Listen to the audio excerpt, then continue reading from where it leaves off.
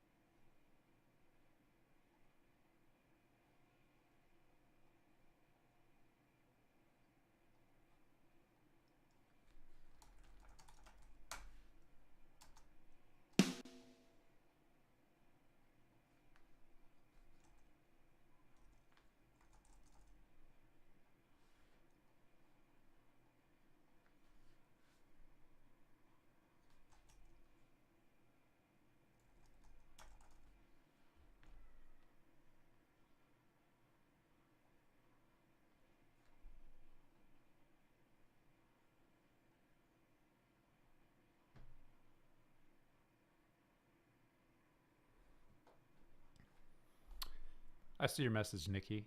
You're looking for mixing your cover before going live.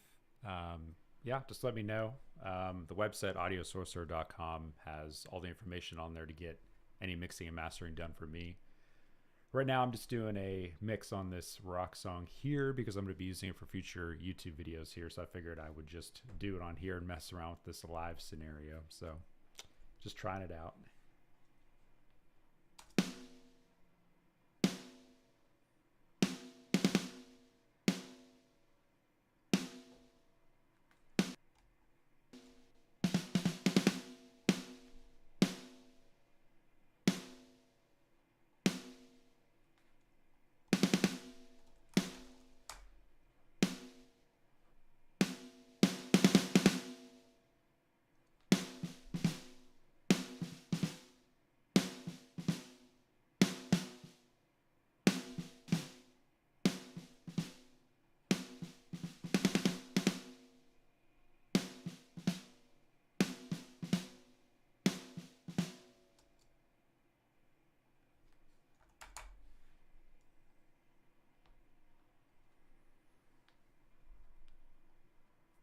My intent is to start doing live streams for all the mixes, all the songs that my clients give me. So, obviously I got to get their approval for that first, but that is the game plan. So we'll see what happens with that.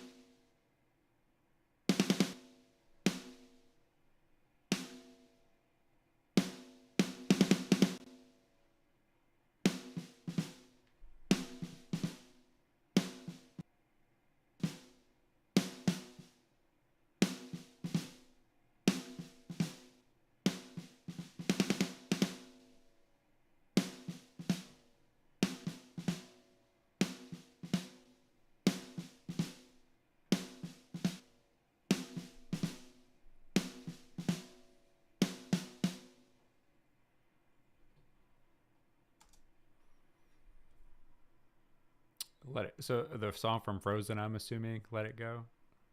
Since you said it was a cover, I'm assuming that's the one.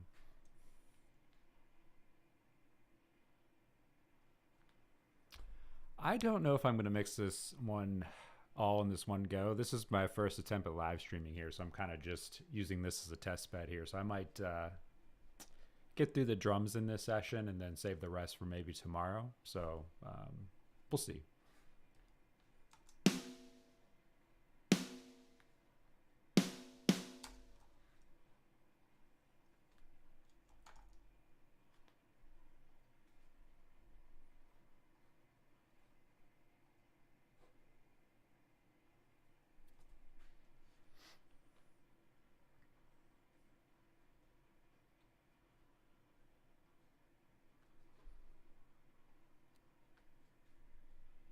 Anybody looking for mixing tips here, this Hollywood saturation plugin sounds amazing on snare drum, assuming that your snare isn't already too saturated when using it here. So simply just adding in the Snare Magic preset, and then we got to kind of dial it back with the mix knob here, but overall it adds a little bit of something extra to the snare.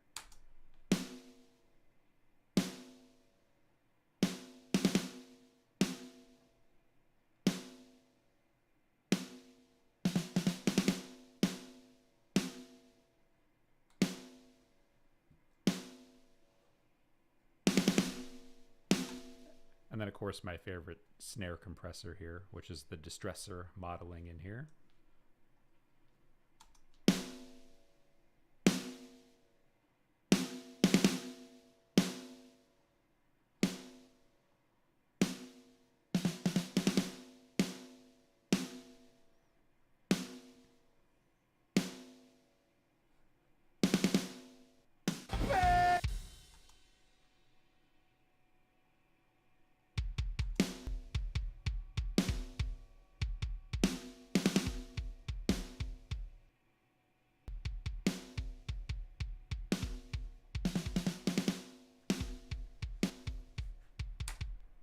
I'm looking for about between -10 and -15 dBs of gain reduction, not gain reduction, but the actual level here on the drum bus is basically where I'm trying to get the overall drums here by the time I'm finished with all of them. So that's when I'm kind of setting my kick and snare, the two loudest drums here, to be hitting in between this -10 and -15 range here on the meter.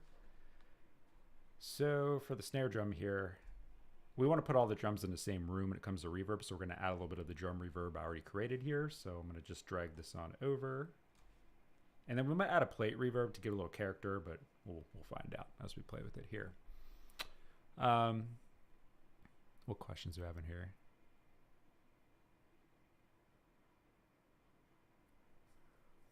If you want to release your cover song like onto Spotify and such, you would have to get a license for that, which is possible. You do have to pay for it normally. If you're just going to make a cover for YouTube and put it up there, that's fine. You're going to get hit with a copyright, not a strike, but a scenario. So basically, that artist or songwriter, whoever owns the copyright for that song, is going to collect royalties every time your cover is played on YouTube. So hopefully that makes sense.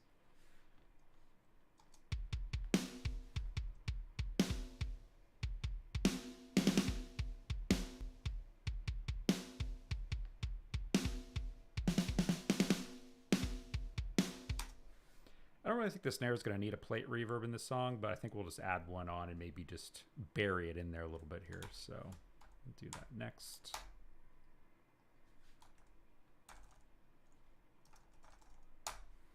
Plate reverbs are my go-to for snare drums, acoustic guitars, and lead vocals.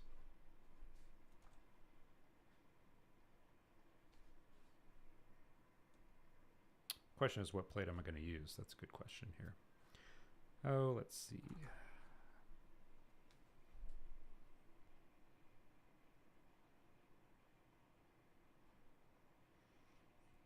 So the kick drum's actually already going to the verb right now. So I'm not really hearing a huge issue with the low end. I do have it boosted up maybe a little bit more than I would, but what I like to do is kind of go back after I hear the drums in full and see what I'm going to do, because I'm going to add a parallel compression track of the overall drum mix in, and we're going to kind of mix it into the overall drum mix, and that's going to play a role in all this. So we'll see how what it sounds like when we get to it. So this is a great plugin to simply just a preset. Yes, sometimes we have to dial in the actual decay time on it here, but I do find that the where's it at? Just like snare verb, very simple.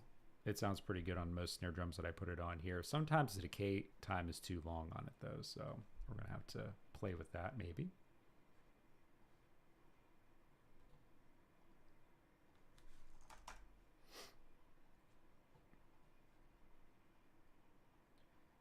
Okay. And if any of you guys are new to mixing or music production in general, make sure you guys are using buses or aux tracks for your effects. Don't apply them directly to the track unless you're looking for a one-off effect.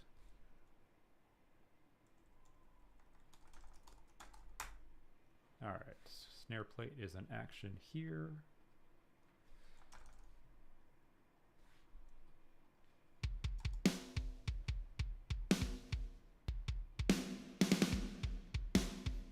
Almost kind of sounds like an 80s snare.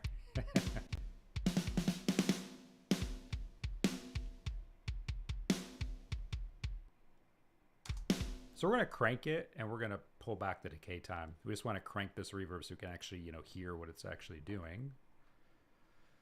So mostly on this particular plugin here, we're going to be using the reverb time damper. It's not necessarily called decay on this one.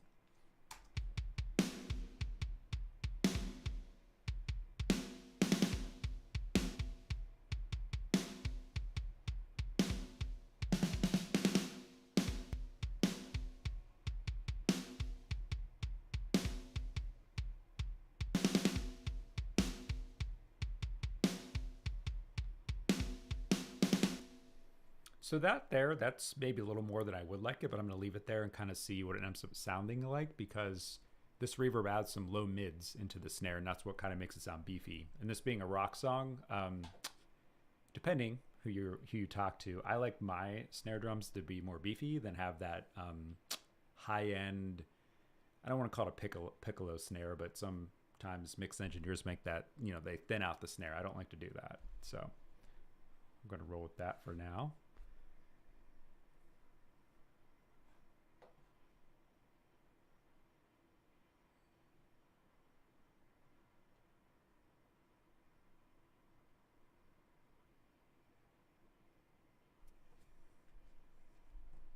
You're asking if I'm going to rename your multi-tracks.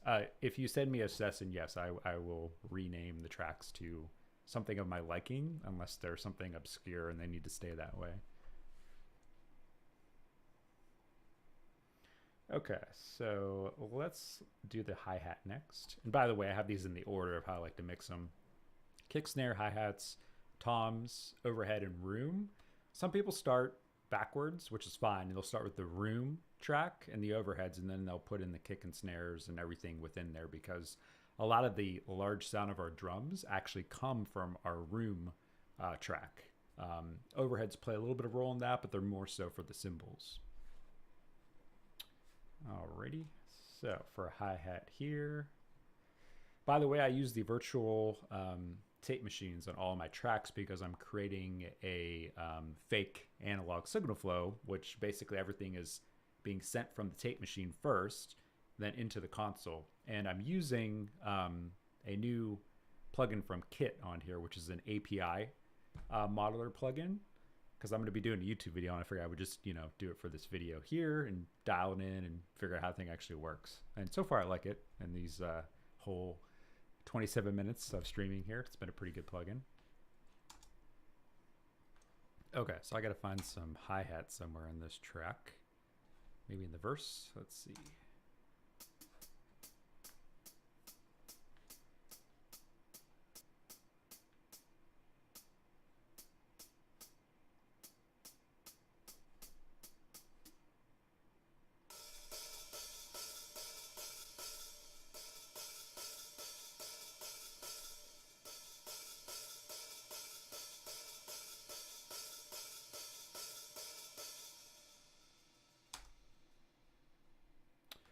So a lot of people are going to reach for the high shelf when doing hi-hat.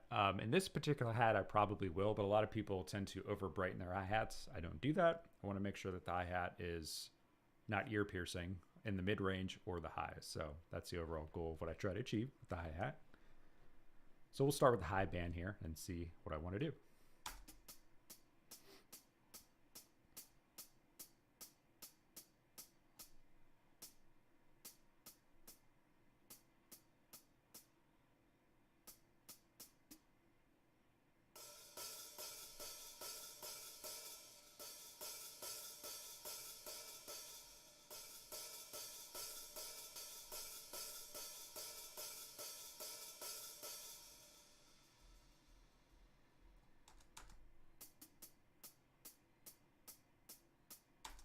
Okay, I'm really digging how that sounds there. So basically for your cymbals, hi-hats, anything that is just that track, which if you're doing a real drum kit, which this is not a real drum kit, this is actually the Slate SSD plugin here. So I have some stuff isolated for this hi-hat here. Cutting everything below 200 hertz is what you would want to do on cymbals. And then the reason I'm able to boost high up here, I'm doing it at 12.5 kilohertz, and that's nice about these API EQs is that they have this large range of shelves here. I think this goes up to maybe 15. Actually, maybe it's just 12 on this one. But I'm able to boost this up here, and then I'm also able to, the reason I'm able to do that is because I'm cutting the mid-range up here, and the upper mids here is what makes hi-hats kind of ear piercing, and also they get in the way of vocals. So by kind of doing this counterbalance thing here, I'm able to achieve a bright hi-hat without it being annoying. That's the best way to put it. And then again, I'm just cutting everything below about 200 kilohertz down here. Sorry, 200 hertz. So that's probably all I would do for the hi-hat there. Give it a little bit of reverb. Again, I'm putting everything in the same room reverb so that it sounds cohesive. And sometimes I'm just putting on it very lightly where it's almost even unheard. So hi-hat, I tend to make the reverb heard.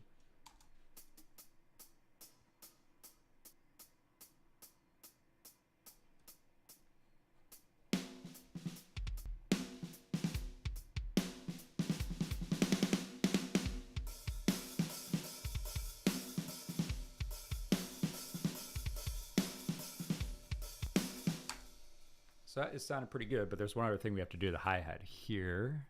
Let's see what questions we have in here. So you're starting your own mixing channel, Nikki? Oh, that's cool. Yeah, I started YouTube probably about, I don't know how many years ago it was, but it was actually, I believe my first video came out in March of 2020, right at the start of the pandemic, and just been doing it since. Audio Sorcerer is a larger business of YouTube, the actual mixing and mastering services. We have a very intricate blog, do a lot of different things. What year did Pro Tools come out? Pro Tools came out in the, I don't believe it was the 80s. I believe it was the early 90s, but I would have to look that up for you. I think it was initially called, well, DigiDesign was the manufacturer of it, and now it's just Avid. And of course, Avid, if you guys heard, just got bought by some venture capitalists. So we'll have to see how the company progresses from here. But going back to the hi-hat here. So the cool thing about drums that are live, like real drums or fake real drums like this here, is that what we want to do is we want to listen to the overheads or room mics. Probably we'll just do the room mics because it has to be a stereo pair essentially. And we have to hear where the hi-hat is in the spectrum. So you want to use headphones for this. So we got to figure out where to pan it, because if the hi-hat was on the right side in the overhead, you pan it to the left, then it makes no sense. It's not going to sound cohesive. It needs to be in the same place as actually the way it was recorded. I think actually I'm going to do overheads for this one here, because this room, I think it just has, I don't remember what it has in it. I'm actually able to set some of that. So let's see what we got here with the overheads.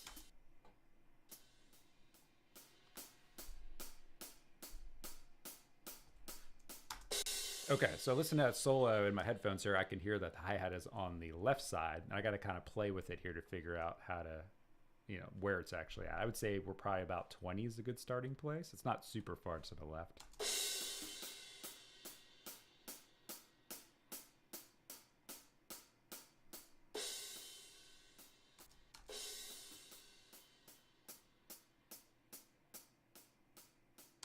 Okay, so I don't know if you guys heard that in headphones, but when I put the hi-hat in, it actually sounds like it's bringing the hi-hat closer to the center, which means that the hi-hat is not panned far enough to the left. So maybe we'll try 40 and see where that sounds. See what that sounds like.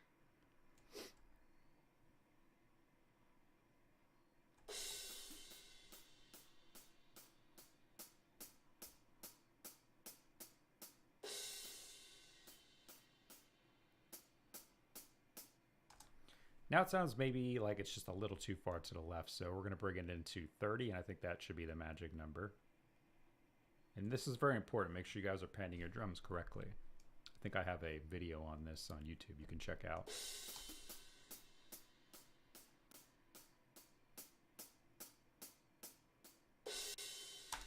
Yeah, that sounds really good. So we'll get the blend here again of the kick, snare, and hi-hat. We want to do a blend as we're going, of course, here. I have, well, I thought I had everything muted here. Let me mute up the rest of the instruments in here, because I don't want to blast you with the rest of the song by accident. So let's see.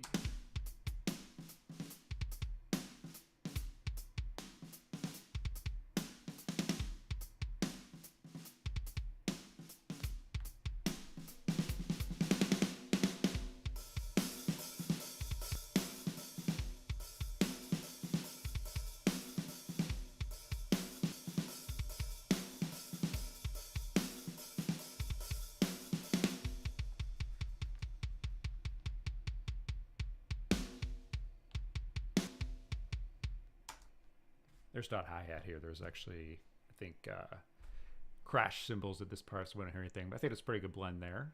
So let's move on to the toms.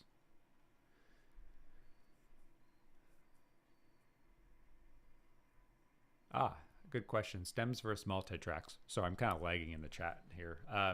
I actually have a blog post on the difference between stems and multi-tracks. So if you go to audiosorcerer.com and you go to the blog section on there, you can actually just search stems and you'll find an article on that. But I will tell you, since we're actually on the call here, stems are a subgroup mix. So all your drums mix down to one track of all the drums. That's a drum stem. all of your vocals mixed down to one track. That's a vocal stem.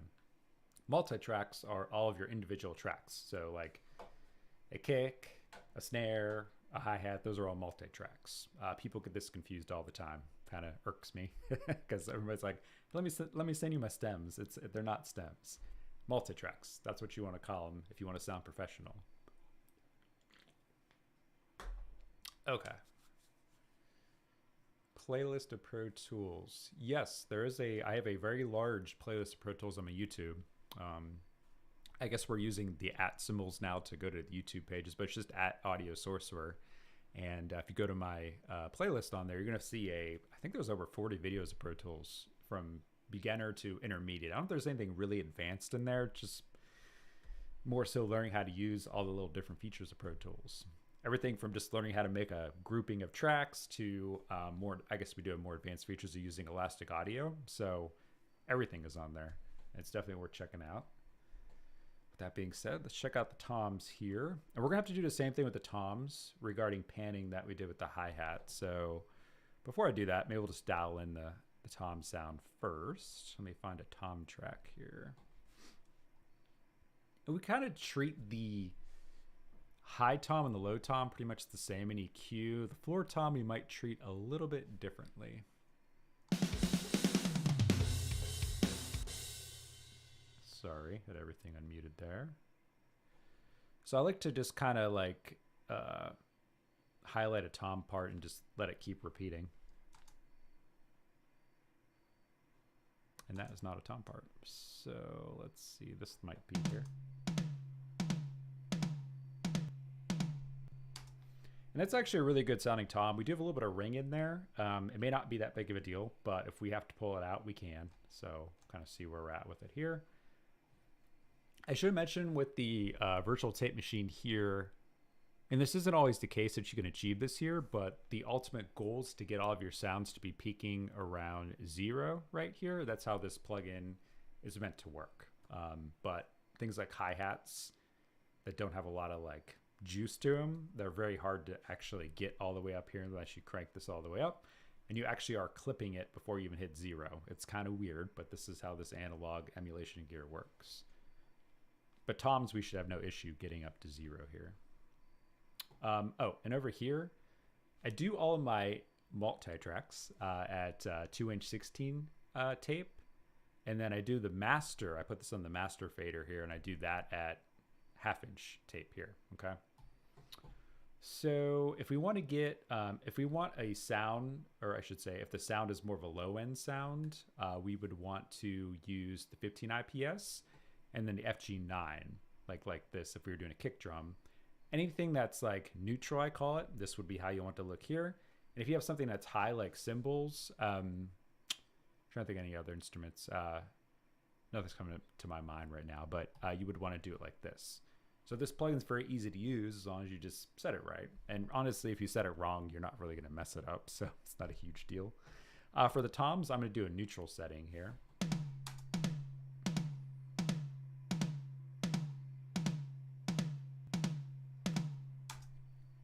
As you see, we're hitting right around 0 here. And yes, I have to crank up the input. I could do some clip gaining to, account for that, where I have to do less of it, but it honestly doesn't matter because I have the input and output linked, so the gain staging is staying in order. Now we're going to bring out our API. Again, we're going to use the API on every track too because we're trying to create an API console here. That's the plan. And again, I have never used this plugin before. Kit just sent it to me. Kit Plugins is a really cool company. They're worth checking out. Their modeling is fantastic. The last BB plugin they did for the Neve console was fantastic. And what I like about them here is they allow you to utilize the preamp portions of the consoles by going between line and mic. If you want to use the preamp, you got to do it on mic. Doesn't matter what instrument you're using it for. Even if it's not an instrument that requires a mic, you can utilize this to get a nice saturation analog sound. Again, not required for everything. Use your ears.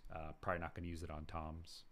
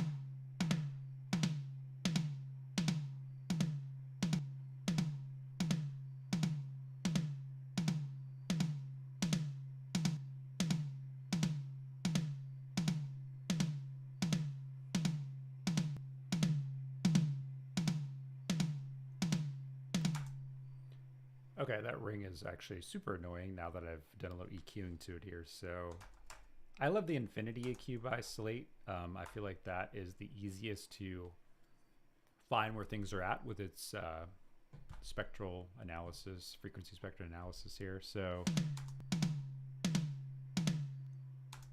clearly we could see it right there.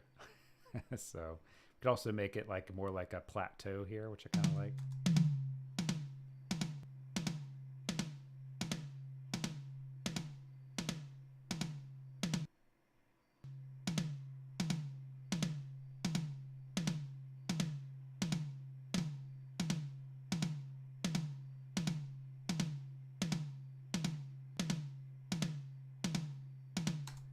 Now we're not trying to cut all the ring out because obviously this is a lot of where the body of this tom is at, so we can't cut this all out because it's going to sound super thin. It already sounds a little bit thin to me, but remember we had the room mic in here, and hopefully we'll be able to get some of the toms to cut through in that to fill it out a little bit better. So let me kind of hear what this sounds like in the mix. We still got to add some compression to it.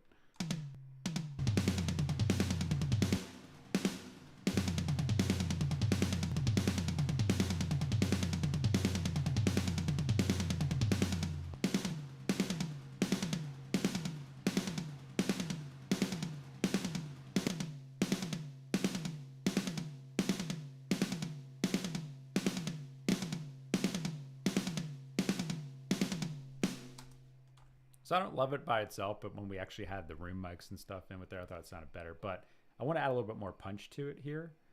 So I'm trying to think what compressor I want to use for this here, because normally I have my SSL emulation stuff that I use, but again, I'm trying out the kit plugins here, which does not have a compressor in it. So I could actually probably show you a cool trick with the actual built-in compressor for Pro Tools here. So let's take a look at that. That one's actually a great compressor for toms. Yes, I know I have way too many plugins in here. Hard to find it. Haven't used it in so long. That is it here. Okay. I have a video on the Stavro compression technique on YouTube. It's worth checking out because it kind of lets you understand what all these different parameters do by how you initially start to set it. So I'm not going to necessarily do that now, but because I kind of know what I want to do, but it's worth checking out. I like the 6-to-1 ratio on toms, and we're going to do a kind of, I want to say medium attack over here. I guess this is more fast attack, but I want to get a little bit of the transient through, and then a super fast release too, which on this compressor is here. They're in different places on every compressor.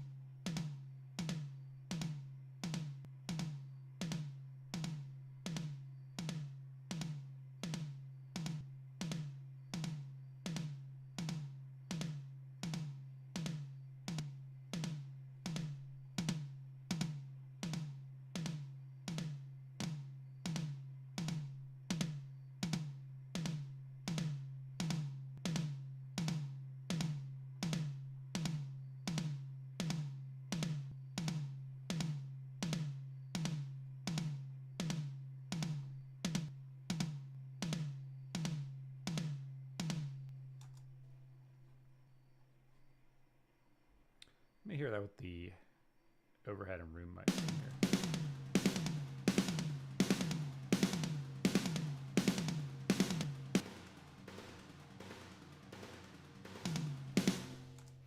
That's quite a messy room mic there. We might have to clean that up a bit, potentially in the plugin, but with it in there, the tom does sound better.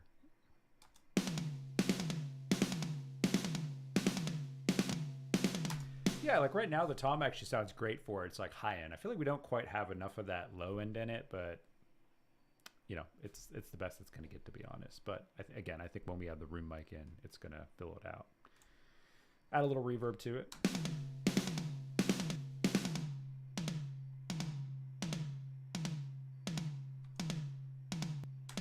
And we're not trying to make 80s toms, so, that's good enough. We need to listen to the next tom here, which is the low tom. Yeah, I could probably actually just talk into the mic too. Let me turn it up. Give me a second. Okay, that's one notch louder. Let me know if that is any better. Live streaming noob here.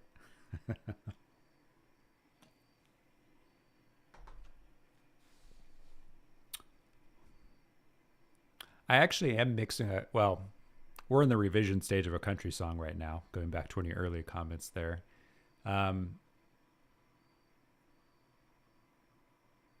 Sorry, just reading through the comments here. So I'll have to check for future songs to see if he wants to allow me to mix them on here. He mostly does country music. He's an artist out of LA, and he's got some pretty good stuff. It's kind of a mixture of old school country and new country. So it's pretty cool. How you mix for CD? I don't really mix for CD anymore in the sense, well, I should say master for CD. I treat everything as that you're going to be releasing it on streaming. So for streaming, Spotify and all those services want a true peak level of -1.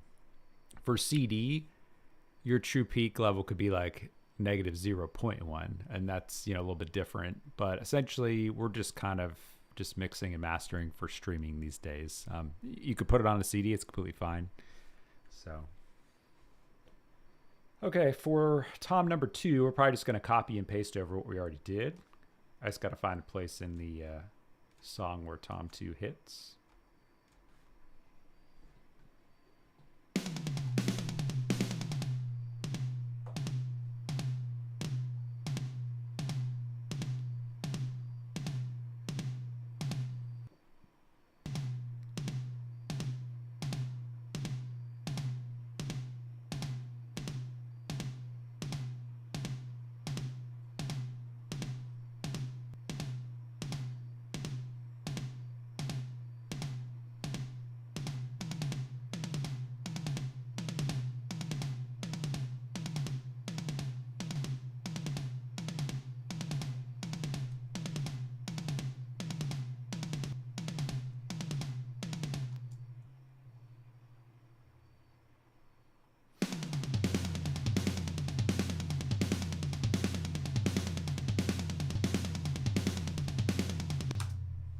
And we kind of need that punch from those because I believe most of the toms in this part have vocals over top of them. I don't think there's any like drum parts playing without the vocals with toms.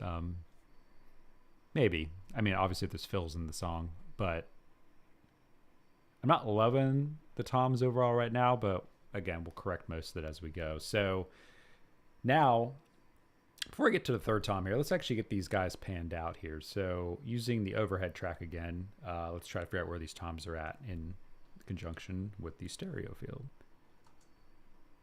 Okay, room mic actually.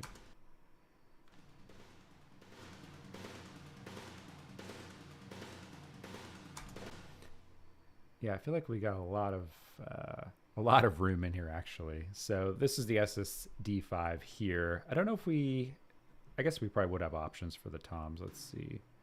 Room. Let's add a little bit more in here. Let's just turn them all the way up and see what that sounds like. Ooh, got some ring there.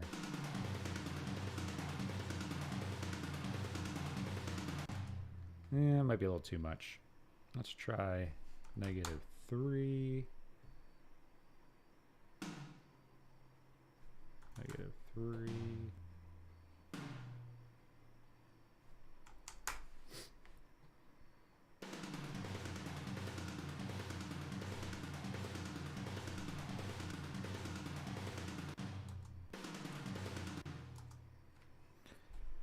Oh, let's see here.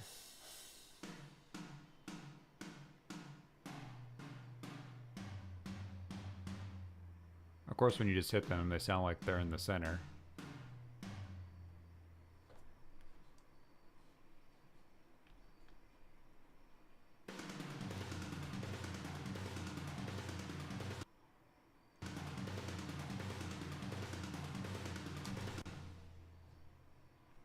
They kind of do sound like they're all in the center, even in this point of view here.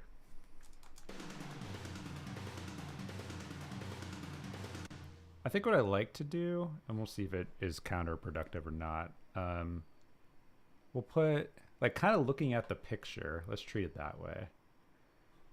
So if the kick drum is center, the low tom, which... that's actually the low tom. It's kind of weird. I believe 14, 10. Yeah. So we could probably put this a little off center, but we'll do to the right because obviously this is on the left here. So we'll do tom 1 like 10 to the left because it's pretty close to center also via the picture. And then obviously the 4 tom is way over here. So we could probably do this as much as 60, but we'll have to see what it sounds like. So let me actually start dialing in the floor tom here. Let's see. Get that out of the way.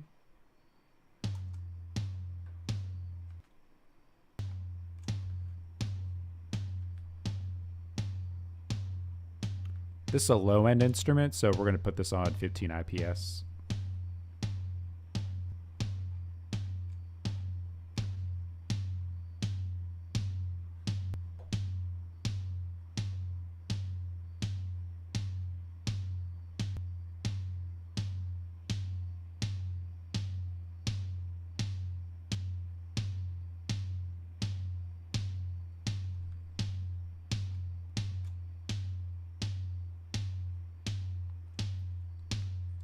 It's kind of funny if you kind of been following the toms as we've been going through this process here. From high to low, basically where I've been moving, this has just been gradually going down the chain here.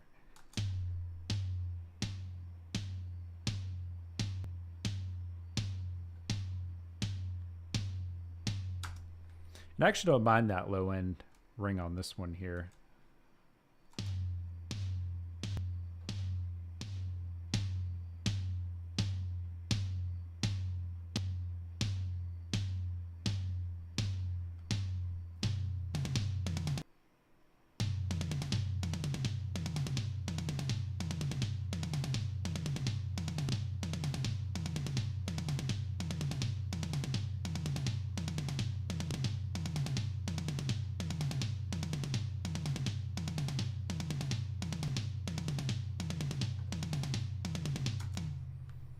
Now, I didn't really high pass the other toms here, but I guess I'll throw these up to about 60. Because what I do is I do the toms around 60 hertz for high pass. On the high and low toms, it's more so cutting out information as to actually being audible. It's really not that audible. But as we cut it out of the floor tom there, it definitely, I heard a little bit of a difference. Because it will clean it up a bit. Okay. Let me see what we got here as a mix. We'll keep these last 3 tracks here muted.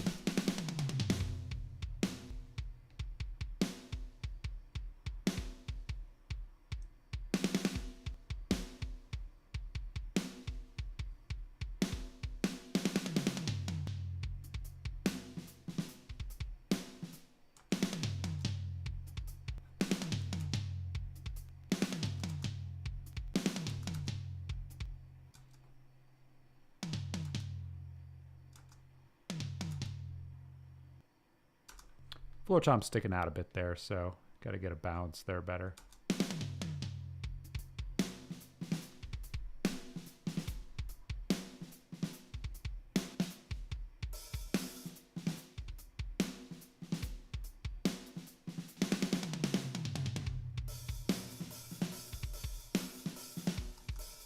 Still feel like that floor tom is sticking out a bit. It also could be because it's panned out to the left more so, or to the right.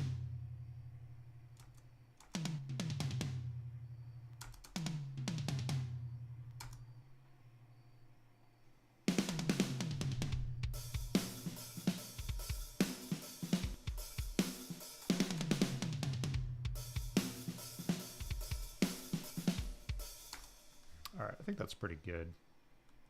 Let's group up these toms. I don't do a tom bus. I kind of just do them all independent and then group them together.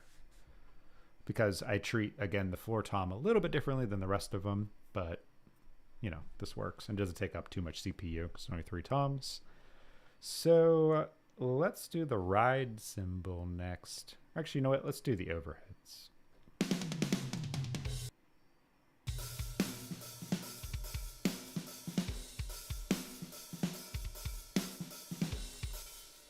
Overheads actually sound pretty good as is, but we'll treat them a little bit. Oh, let's see. What about guitar mixing? Let me know. There are guitars in this song here.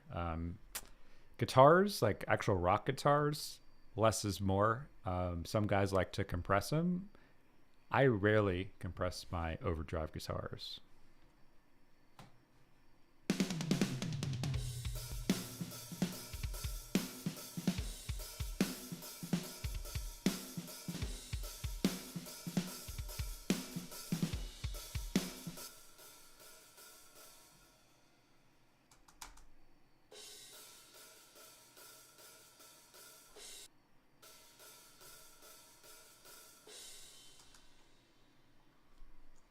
Yeah, there's not a whole lot to me needs to be done to these. These are actually, again, for cymbals, I'm looking for harshness because it drives me nuts. These are actually sounding pretty non-harsh at the moment. Okay, let's see. By the way, I should mention this plugin if I'm just doing a little pitch for it here. Kit plugins here, BB-A5. It is obviously an API emulation from Blackbird Studios in Nashville. It has the 3 different API EQs in it. I don't really care for this one. I don't care for the 56L. I like the 55L here because I have the most leeway with it. And it's the closest to an SSL as I can get. I'm an SSL guy. So how do we mix it with EQ? Oh, guitars. Yeah, I feel like we're probably not going to get to guitars today. I'm probably just going to do the drums, but if I'm just going to kind of give you a little preview on them there, I would say for overdrive guitars, you want to high pass them up to about 80 hertz. You don't want to cut out all of your low end guitars. Some people do. They cut it all the way up to maybe like 140. You want that low end, and you want to find the balance between that and the bass. So guitars, I will cut a little bit of 250 hertz, very little, because as you start cutting it, you're going to feel it thinning out. So you got to cut it right up to where it feels too thin. And you're actually going to boost the bass guitar around 250 hertz. And you very rarely hear someone say boost to 250 because that's the muddy range. It's like the evil range a lot of people talk about. But I like the bass guitar boosted there. I feel like the body of it's there. So if I'm cutting 250 out of a lot of other instruments, it's fine to boost it in at least one instrument, and that's the bass. So going back to guitars, high pass up to about 80 hertz. And if you're using an SSL EQ, really, it's just grabbing your top 2, like right here on the API, your top shelf here. I think it's set to about 8 kilohertz. Just start turning it up till it sounds good and not harsh. Again, you got to watch out for harshness on electric guitars. And also your upper mid band here, maybe boost it a little bit. And that's going to range. That could be anywhere from, I guess, about 2.5 kilohertz up to about even 5. It really depends. So I'll have to show you guys that when we actually get to it. Anyway, back to our cymbals here.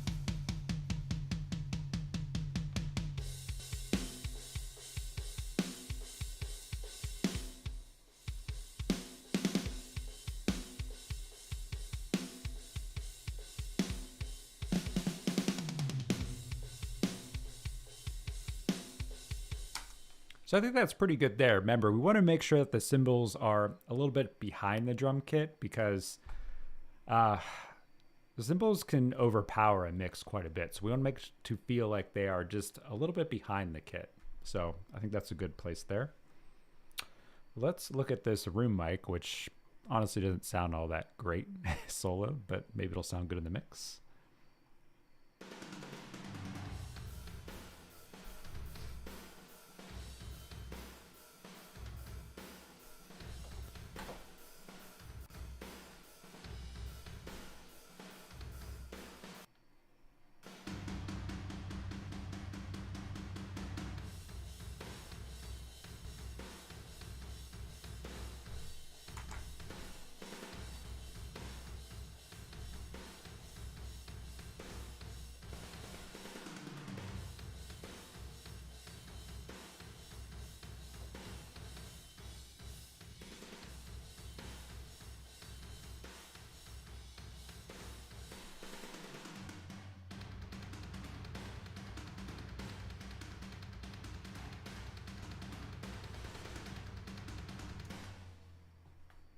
That part's got a lot going on there.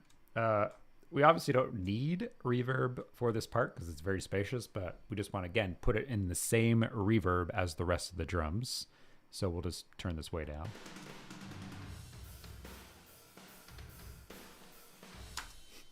I'm kind of excited to blend this in with the rest of the drums here to see what this sounds like. So let's see what happens.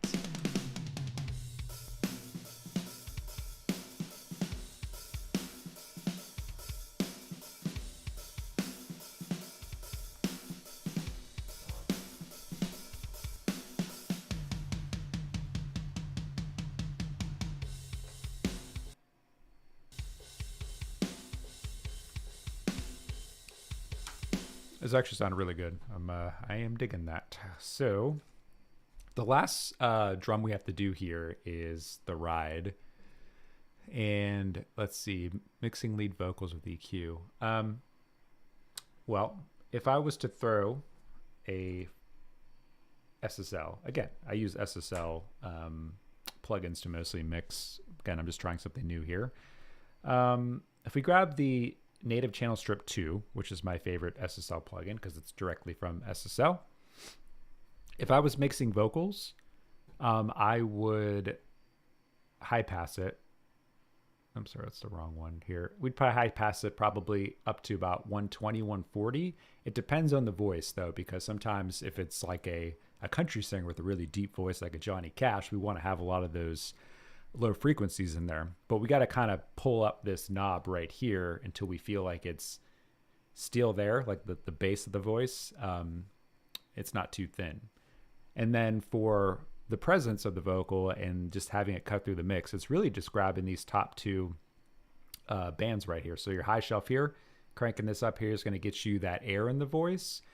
And again, you got to be careful because you're going to introduce the S's in there, and a de-esser only works so well because if you overuse it, it makes it sound like you have a lisp when you're singing, and that's of course not what we want to achieve.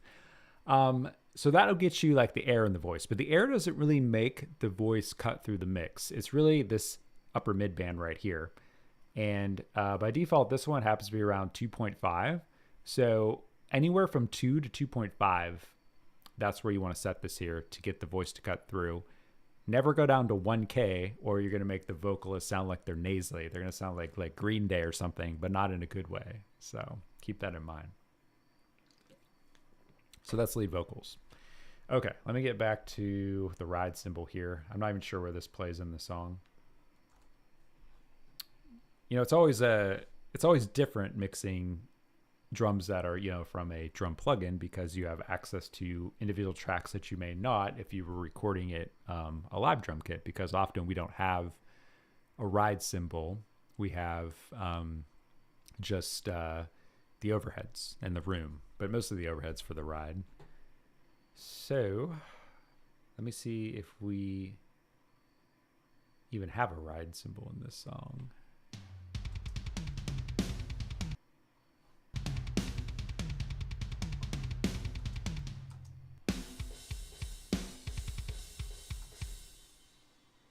We actually may not have a ride in this, so we might be done with the overall initial part of the drums. I got a cool trick to show you guys though, to finish off the drums.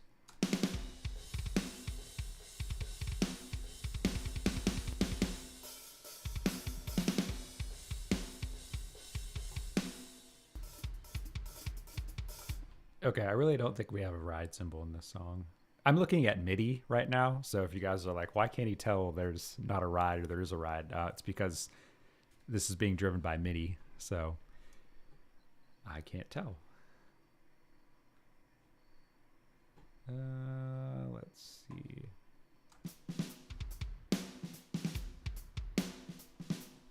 Okay, if I hear a ride throughout the process, we'll come back to it, but I really don't think there's a ride in here. So let's see.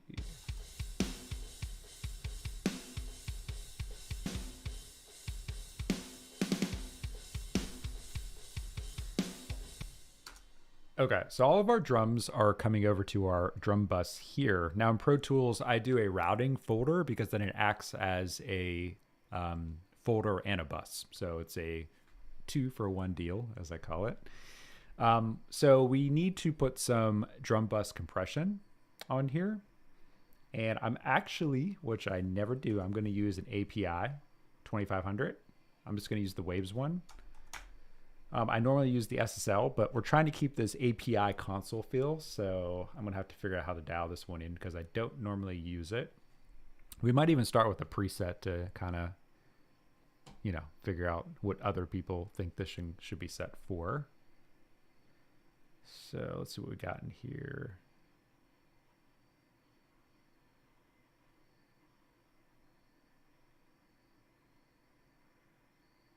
Drum ambient masher is probably for parallel compression. We don't want that.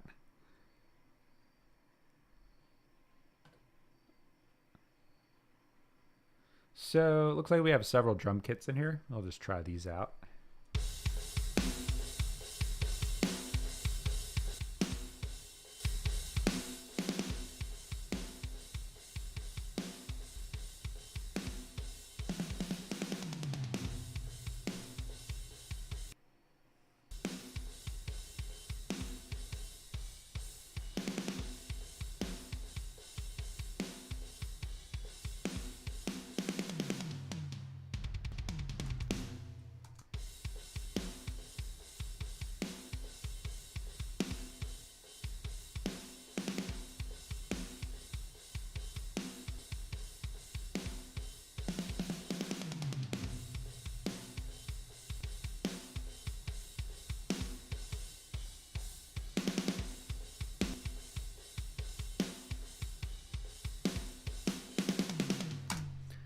Something that's kind of cool about this here too is I can already tell that I think our snare drum is too loud in the mix. It's so subjective though. On a rock sound like this, the snare is usually more forward than a lot of other of the drums, per se the kick. But I do feel like it's too hot because this thing's almost not reacting until the snare hits. And I want it to react a little bit on the kick. So essentially we're just trying to get about 2 dBs of gain reduction on this here. I actually like how this is set now. So we have a fast attack, but not the fastest. So it allows a little bit of the transient through, and then the release is also pretty fast on this. So yeah, let me pull back the snare here to where I think it sounds good.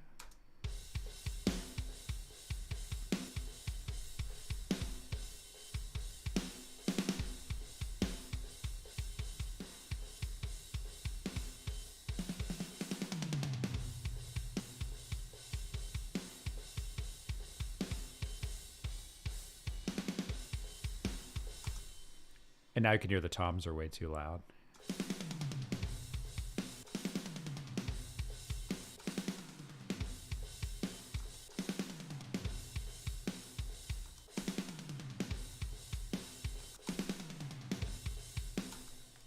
And now I want more floor tom.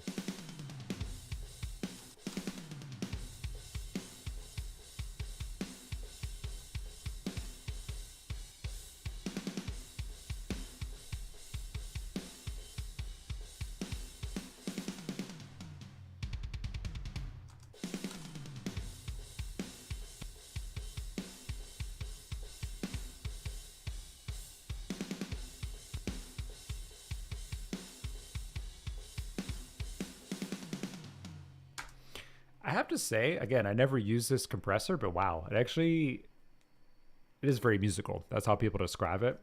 And we're getting about 2 dBs of gain reduction. That's what I want. But it's actually inflating the sound, especially in the snare drum. It's like kind of bringing up the stuff around it. And I'm really liking that. And we're not doing that much compression because we're actually going to do some parallel compression out here to finish off the drums. So what I do for this is we're going to create a stereo aux track. We'll call it Paradrums. And we're going to not route this. I should mention kind of how the flow is routed here. So all the drum tracks here are routed to the drum bus here, the routing folder that I talked about a second ago. But then the drum bus is then routed over to the drum mix here. So I kind of break down my sessions into drums, bass, all music, and all vocals. This is kind of where it ends up over in my console section of the virtual console here, as I call it. And these essentially would be considered stems, as we were talking about earlier. So for the parallel drums, we're not going to route these to the drum bus because we would be creating a loop here, and you'll see why here in a second. We're actually going to route these to the drum mix. So that goes to the drum mix. And then we're going to call this, it's a stereo track. We're going to call it Paradrums, stereo aux. And then we're going to route a direct copy of the drum bus to there. So this will go to Paradrums. And what we want to do is we want to send this to Unity basically. So we're going to put it up to 0. And we want to do it pre-fader so that if we adjust this drum bus fader, which we're likely not going to play with, but if we did, we want to make sure it's not messing with this parallel drum track here. This is one of the few scenarios that I actually do this. Now, the secret here is actually a preset within the virtual mix rack. And you just got to dial it in right though. So we're going to wipe everything out here. We're going to go to the extreme strip here, and we're going to do the Drum Crusher 1. And this sounds fantastic. So we need to add a trim knob at the beginning of this here. So we'll put this here. We're going to turn down the parallel drum track here because I don't want it coming through yet. And then we're going to make sure that on our monster compressor here, we're hitting between -7 and -10 dBs of gain reduction.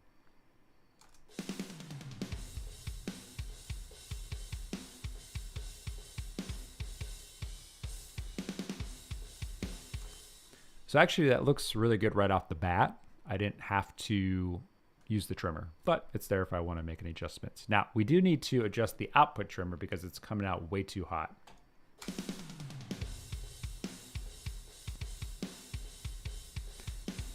We want to get between 10 and 15 over here on this meter.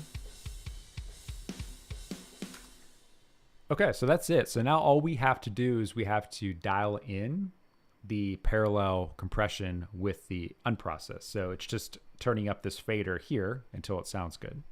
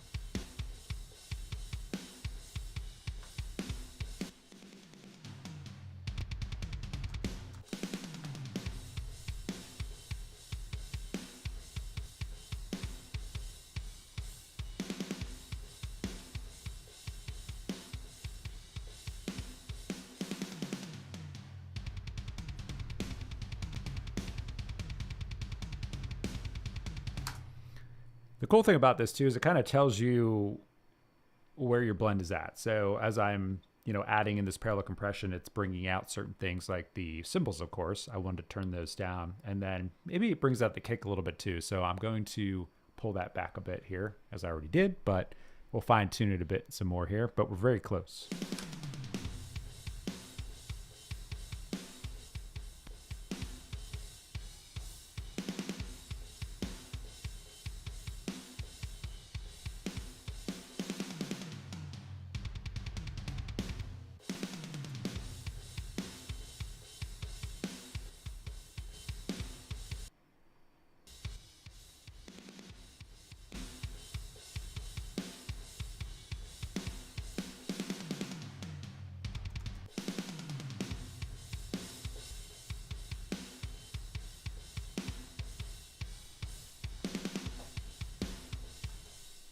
All right, I'm starting to like that. I would like to hear this in the verses here where we got hi-hat.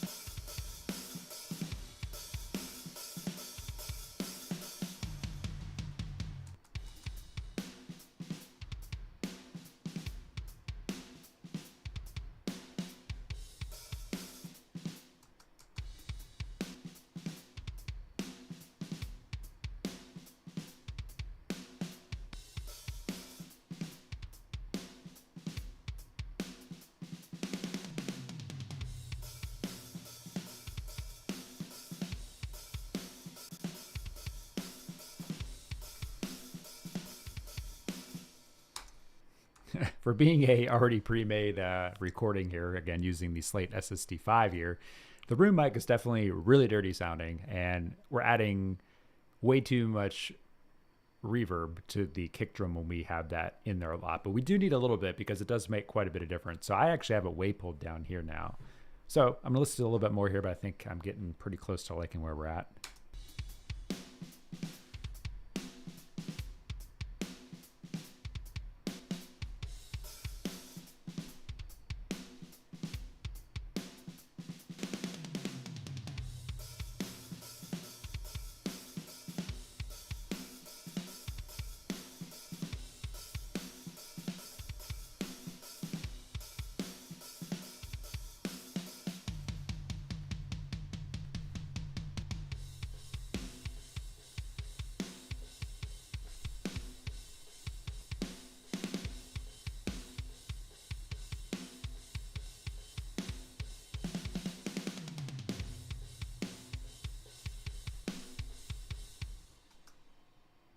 I like a little bit more level overall. So I'm actually just going to increase the output here, which should also affect the parallel track. So we can kill two birds with one stone by increasing the output here.